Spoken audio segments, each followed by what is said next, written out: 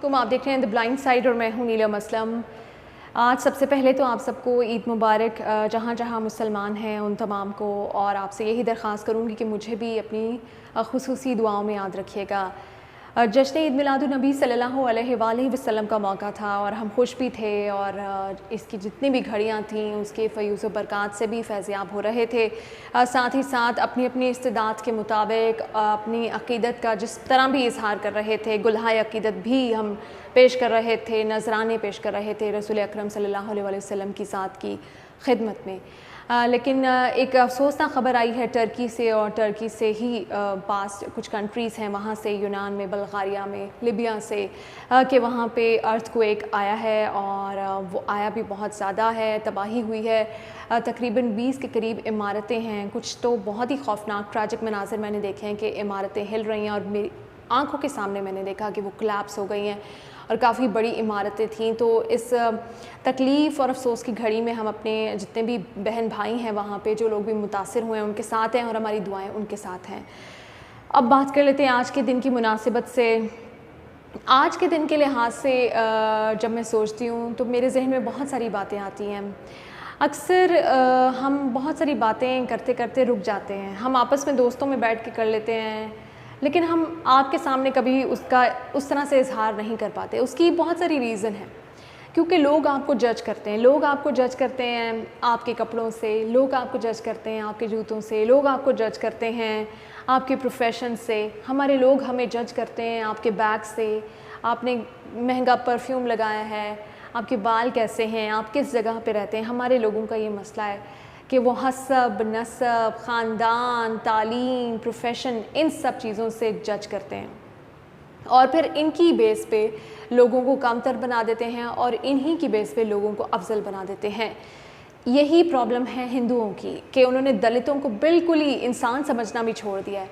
जबकि हम मुसलमान थे, हमें तो ये तालीम दी ही नहीं गई थी कि हम में से कोई बेहतर है, कोई बेहतरीन है या कोई बदतर है। हमें तो यही तालीम दी गई थी कि जो जिस भी घर में पैदा हुआ है, चाहे किसी गरीब के घर पैदा हुआ है, चाहे किसी अमीर के घर पैदा हुआ है, चाहे किसी अनपढ़ के घर पैदा हुआ है, चाहे किसी जाहिल के घर पैदा हुआ है, तालीम याफ्ता के घर पैदा हुआ है, सब बराबर हैं। तमाम इंसान जो हैं वो अल्लाह की नज़र में बराबर हैं। अल्लाह ने सबको इक्वल पैदा किया है। ये बहैसियत मुसलमान हमारा ईमान होना चाहिए था, क्योंकि हमारी तालीमात ये थी। लेकिन हम अपनी तालीमात से मुसलसल रूगर्दानी कर रहे हैं, और हमने लोगों को क्लास सिस्टम में डिवाइड कर दिया है। हम समझते हैं कि अगर कोई महंगी यूनिवर्सिटी से पढ़ा है तो वो ज़्यादा क्लास वाला है, कोई सीधा साधा इंसान है, उतना ज़्यादा बोलता नहीं है, उतना ज़्यादा शातिर नहीं है, तो इसकी कोई क्लास नहीं है, इसको दुनियादारी का इल्म नहीं है। एक तो आजकल ये जो हम तालीमात से, अपने रसूल अकरम सल्लल्लाहु अलैहि वसल्लम की तालीमात से रूगर्दानी कर रहे हैं, ये देख कर बड़ा दुख होता है। जितना दुख हमें ये होता है कि जो मगरबी माशरा है वो गुस्ताखी कर रहा है, उतना ही दुख मुझे ये होता है कि जब मैं मुसलमानों को देखती हूँ कि वो हमारे रसूल अकरम सल्लल्लाहु अलैहि वसल्लम की और हमारी जो इस्लामी तालीमात हैं उनसे रूगर्दानी कर रहे हैं, और वो तालीमात जिसका सबसे ज़्यादा दर्स दिया गया है। गुरूर ही है ना ये, और क्या है? किसी को अपने से कमतर समझना, किसी को जाहिल समझना, किसी को समझना कि ये गैर ख़ानदानी है, इसका हसब नसब कमतर है, ये क्या है? गुरूर है। और गुरूर के बारे में हदीस मुबारका है कि जिसके दिल में रत्ती बराबर भी गुरूर होगा वो जन्नत में दाखिल नहीं होगा। खैर, लोग तो मौत को भूले बैठे हैं, तो जन्नत का तो कॉन्सेप्ट ही उनके जहनों में से निकल गया। सोशल मीडिया पे मैं लोगों की स्टेटसेस देखती हूँ, मुझे इतना दुख होता है। ऐसे बेपरवाही से बात कर देते हैं, लापरवाही से बात कर देते हैं, इस्लाम पे बैठ के तबसरे कर देते हैं। प्लीज़ अपने आप को होश के नाखून लीजिए, अपने आप को संभालिए। ये दुनिया ख़त्म होनी है, हमारा ये ईमान का हिस्सा है, हमें अपने आमाल के लिए जवाब देना है। हमारी ज़िंदगियों ने एक दिन ख़त्म होना है, हमने कब्र में भी जाना है, अपने कब्र में भी अपने आमाल का हिसाब देना है। अगर तो आपका इन बातों पे ईमान है तो फिर खौफ खुदा आप में होना चाहिए।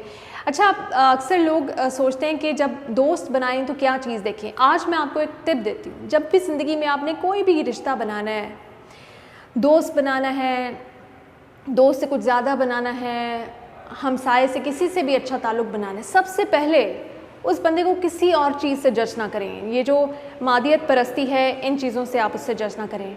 अगर आपने वाकई किसी को जज करना है तो देखें इसके अंदर खौफ खुदा है। अगर किसी इंसान के अंदर खौफ खुदा है तो फिर आप उससे जो मर्ज़ी रिश्ता बनाएं, दोस्ती करें, अच्छी दोस्ती करें, सब कुछ करें। لیکن اگر آپ دیکھ لیں کہ اس کے اندر خوف خدا نہیں ہے، جو شخص خدا سے نہیں ڈرتا وہ نہ اچھا دوست ہو سکتا ہے، نہ اچھا انسان ہو سکتا ہے، وہ کسی بھی اسٹیٹس میں، کسی بھی ریلیشن شپ میں صحیح نہیں ہو سکتا آپ کے لیے، وہ آپ کو دکھ ہی پہنچائے گا، وہ آپ کو نقصان ہی پہنچائے گا۔ جو خدا سے بھی نہیں ڈرتا، سوچئے وہ آپ سے ڈرے گا؟ کیا وہ آپ کا کبھی زندگی میں لحاظ کرے گا؟ جس کو اپنے خدا کا لحاظ نہیں ہے، جس کو اپنے نبی پاک صلی اللہ علیہ وآلہ وسلم کی تعلیمات کا لحاظ نہیں ہے، وہ آپ کا لحاظ کرے گا۔ اس لیے کوئی بھی رشتہ بناتے ہوئے آج میں آپ کو یہی میسج دوں گی، یہی ٹپ دوں گی کہ سب سے پہلے انسانوں کو جانچنا ہو تو ایک ہی وصف دیکھیں، ایک ہی صفت دیکھیں کسی انسان میں کہ کیا اس میں خوف خدا ہے۔ اگر خوف خدا ہے تو پھر بے دھڑک بلا خوف و خطر آگے بڑھ جائیں، رشتہ نبھائیں، رشتہ بنائیں۔ لیکن اگر دیکھ لیں، سمجھ آ جائے کہ اس بندے کے اندر تو خوف خدا بھی نہیں ہے، وہیں سے پلٹ جائیں، کیونکہ وہ پھر انسان نہیں ہے۔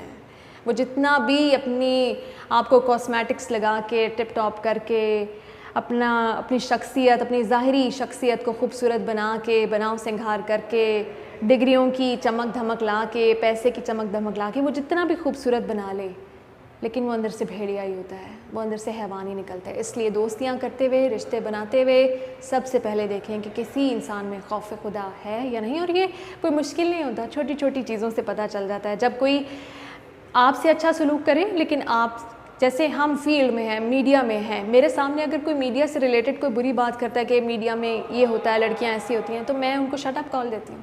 میں کہتی ہوں کہ اگر آج یہ ان کے بارے میں ایسی بات کر سکتے ہیں تو کل یقیناً یہ میرے بارے میں بھی ایسی ہی بات کریں گے۔ سب لوگ عزت کے مستحق ہیں، کوئی کسی بھی پروفیشن میں ہو، سب کی عزت کیجئے۔ سب عزت کی، پیار کی، انسانیت کی، ہمدردی کی زبان ہی سمجھتے ہیں، اور اسی طرح سے اسلام پھیلا، اور یہی پیغام ہے ہمارے رسول اکرم صلی اللہ علیہ وآلہ وسلم کا۔